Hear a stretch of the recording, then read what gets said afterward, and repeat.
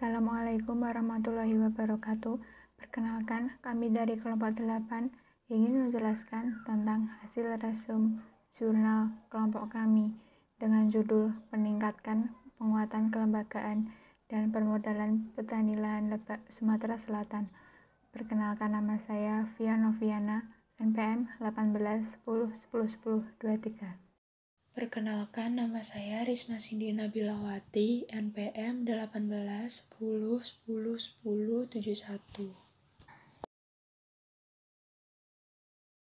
Pendahuluan, pengembangan lahan lebak atau pasang surut merupakan salah satu upaya yang dilakukan untuk meningkatkan ketahanan pangan dan kesejahteraan petani.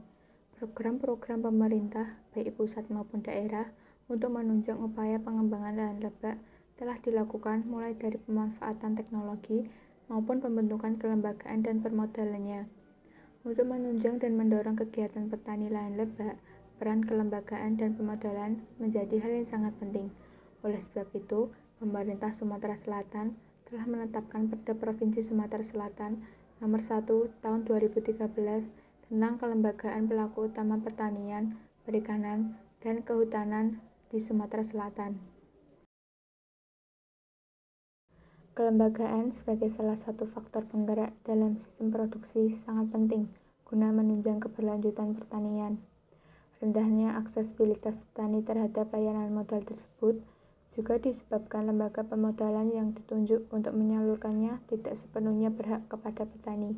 Bunga yang terlalu tinggi, jaminan persyaratannya tidak bisa dipenuhi petani, proses pencairan yang memakan waktu sangat lama, birokrasi yang bertele-tele, pelayanan yang tidak ramah, sepertinya membuat petani lebih memilih untuk meminjam modal dari rentenir yang tidak perlu persyaratan rumit dan cepat dalam proses pencairannya.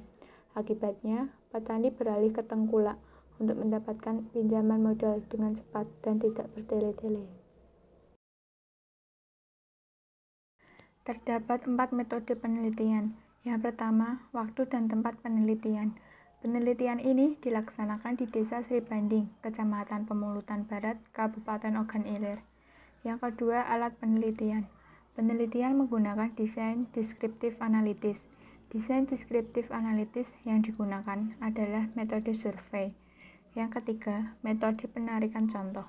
Metode penarikan contoh dalam penelitian ini dilakukan dengan metode non-probability sampling, yaitu dengan teknik purposive sampling. Yang terakhir, metode pengumpulan dan pengolahan data. Data yang dikumpulkan dalam penelitian ini berupa data primer dan data sekunder. Data primer diperoleh melalui wawancara dan pengamatan secara langsung dengan menggunakan daftar pertanyaan yang telah disiapkan sebelumnya. Data sekunder diperoleh dari lembaga-lembaga, dinas-dinas yang terkait. Data yang diperoleh dari lapangan diolah secara sistematis, ditabulasikan, dilanjutkan dengan menganalisis dan dijelaskan secara deskriptif. Hasil penelitian yang pertama adalah karakteristik petani. Umur merupakan salah satu aspek dalam diri seseorang yang dapat menentukan tingkat usaha dan sangat erat kaitannya dengan produktivitas usaha tani yang dilakukan.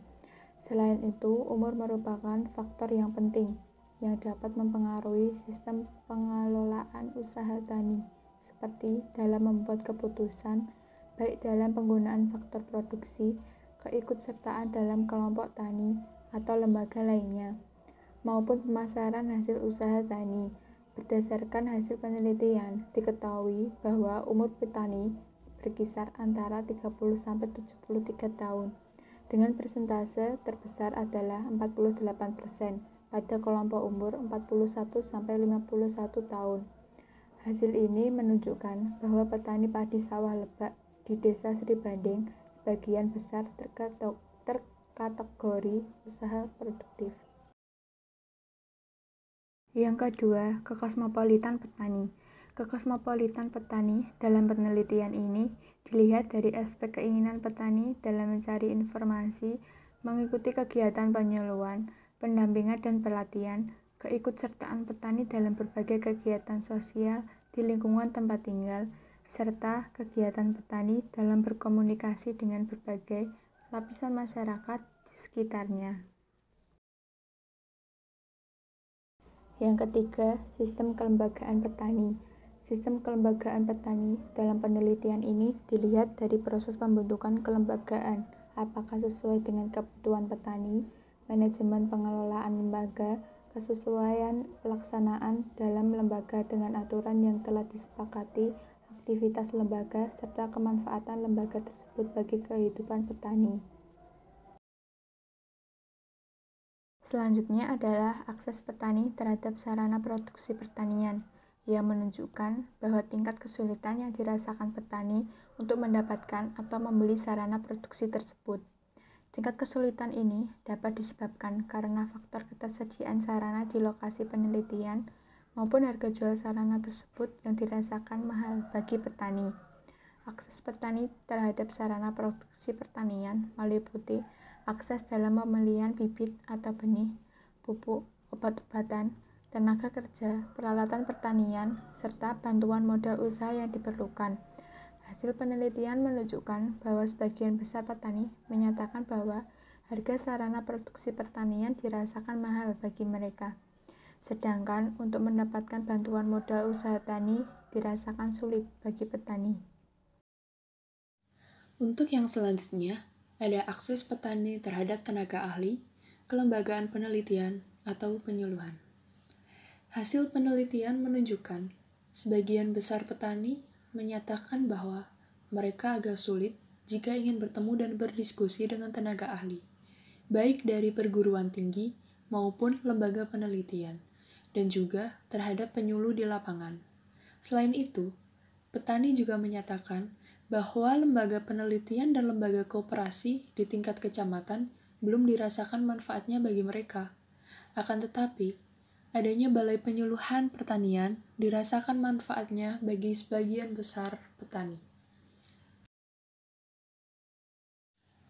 Untuk hasil penelitian yang terakhir yaitu pendapatan total rumah tangga petani.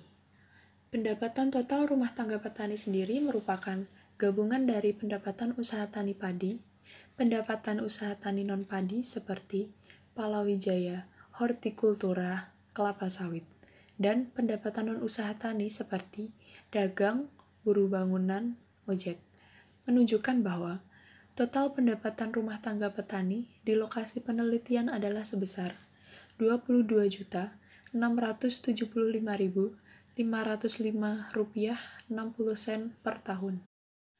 Dari jumlah pendapatan tersebut, sumbangan pendapatan yang terbesar berasal dari usaha tani padi. Setelah kami paparkan hasil penelitian di atas, berikut ini merupakan pembahasannya. Pentingnya kelembagaan petani dan kelembagaan pemodal diakui dalam pembangunan pertanian, baik di negara industri maupun negara sedang berkembang seperti Indonesia. Namun, kenyataan memperlihatkan kecenderungan masih lemahnya kelembagaan tersebut di negara berkembang, serta besarnya hambatan dalam menumbuhkan kelembagaan pada masyarakat petani. Kenyataan menunjukkan bahwa program-program pembangunan semakin sulit untuk menjangkau petani kecil secara individu yang jumlahnya sangat banyak. Situasi ekonomi yang ada, infrastruktur, serta kebijakan yang diciptakan oleh pemerintah seringkali mendorong petani-petani dengan lahan sempit dan buruh tani terdesak ke arah marginalisasi secara ekonomi dan sosial. Selain penguasaan atas lahan pertanian yang sempit, nilai tukar pertanian yang rendah, kebijakan pertanian yang tidak berpihak ke petani semakin mendorong terpuruknya petani ke dalam kemiskinan. Umumnya, kelompok tani yang ada sekarang merupakan hasil dari kegiatan proyek-proyek, sehingga tidak jarang begitu selesainya proyek, banyak kelompok tani yang tidak dapat mempertahankan kelompoknya. Demikian pula dengan kelompok tani di desa Sri Banding. Walaupun sudah lama terbentuk, tetapi keanggotaan dan kepengurusan kelompok seringkali tidak stabil, tergantung dari kebutuhan proyek. Hal ini menyulitkan dalam melakukan pembinaan terhadap kelompok tersebut. Untuk yang selanjutnya yaitu kesimpulan.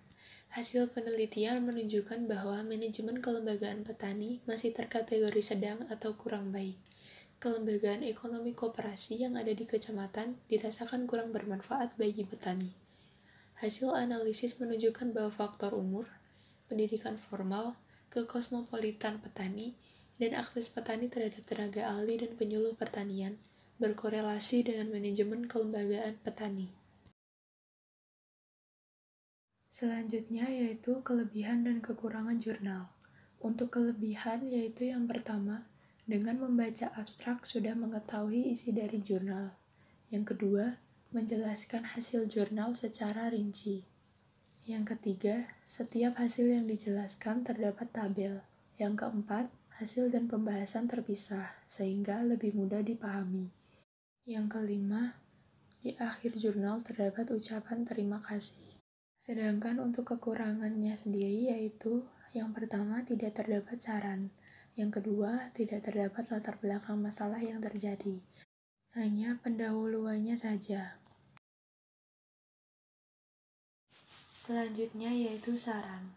Seharusnya pemerintah daerah melalui institusi penyuluhan disarankan untuk mengoptimalkan pelaksanaan pendidikan, pelatihan, penyuluhan, dan pembinaan kelompok tani dalam kegiatan pengembangan usaha tani. Dan untuk kedepannya, sebaiknya jurnal memuat latar belakang permasalahan. Cukup sekian presentasi dari kami. Terima kasih atas perhatiannya, dan mohon maaf apabila terdapat kesalahan penulisan maupun pengucapan dalam menyampaikan presentasi. Jika ada yang ingin bertanya, silakan tulis di kolom komentar di bawah.